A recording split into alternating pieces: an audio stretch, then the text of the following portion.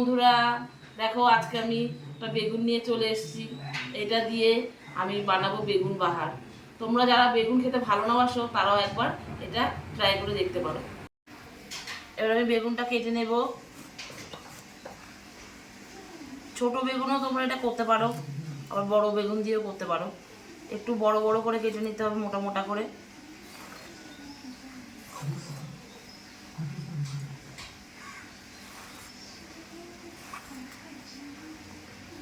দেখো বোটার এখানটা আমি আগে ফেলছি না, বোটার এখানটা একটু রেখে তারপরে এটা কাটতে হবে। এরকম রেখে কাটলে ভালো হবে।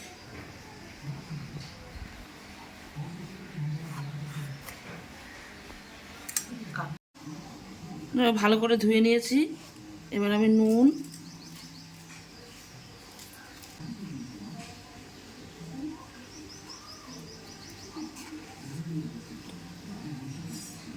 আর দিয়ে দেবো অল্প চিনি।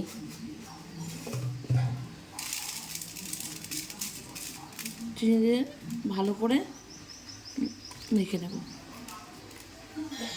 হলুদ আর চিনি মাখিয়ে নিয়েছি।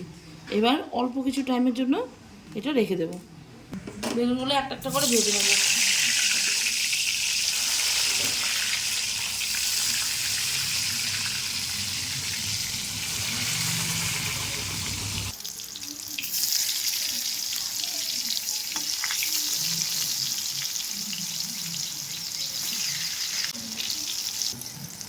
খুব কড়া করে না ভাজলেও হবে, কারণ এটা তো আবার সেদ্ধ করতে হবে, ওই জন্য অল্প করে ভেজে নেব। যখনই কষাচ্ছি এগুলো ভাজা হয়ে গেছে।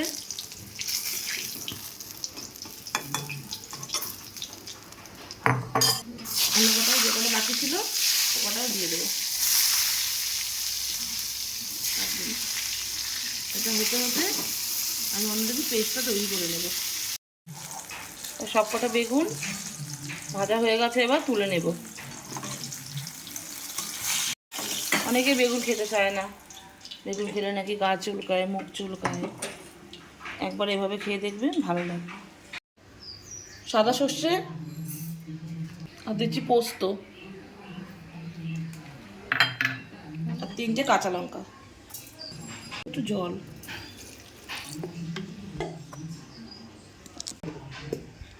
পেস্টটা মিক্সিতে দিয়ে নেব।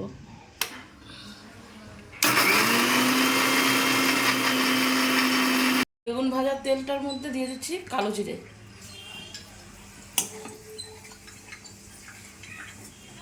কালো জিরেটা একটু ভাজা হয়ে আসলে দিয়ে দেব পোস্ত আর সাদা সর্ষে বাটা আর লঙ্কা দিয়ে যে পেস্টটা করলাম সেটা।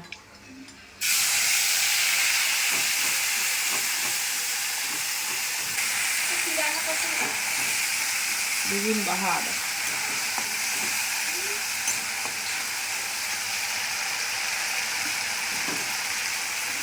ওর মধ্যে দিয়ে দেবো স্বাদ মতো নুন। বেগুন ভাজার সময় তো নুন দিয়েছি, না একটু অল্প করে দিতে হবে। এবার দিয়ে দেবো টক দই, ফেটিয়ে টক দইটা দিয়ে দেবো।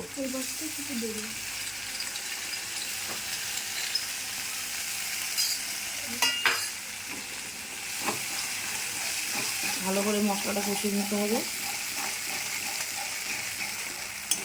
দিয়ে দেবো হলুদের গুঁড়ো, দিয়ে দেবো কাশ্মীরি লঙ্কার গুঁড়ো,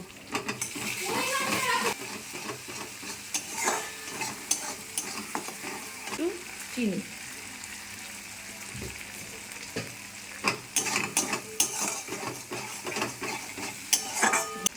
এবার মিক্সিটা পেস্ট করেছিলাম, ধুয়ে জলটা দিয়ে দেবো।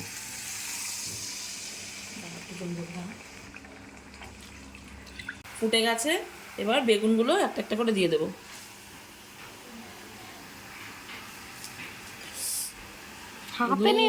এখনো গরম। দেখো দেখো।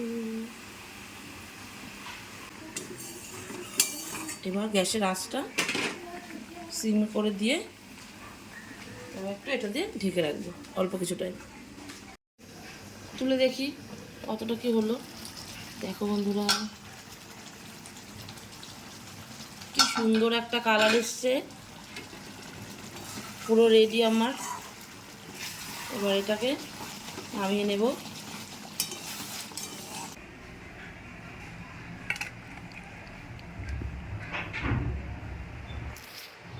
তো বন্ধুরা, একদম পুরো রেডি আমার বেগুন বাহার। গরম গরম ভাতের সাথে খেতে খুব ভালো লাগবে।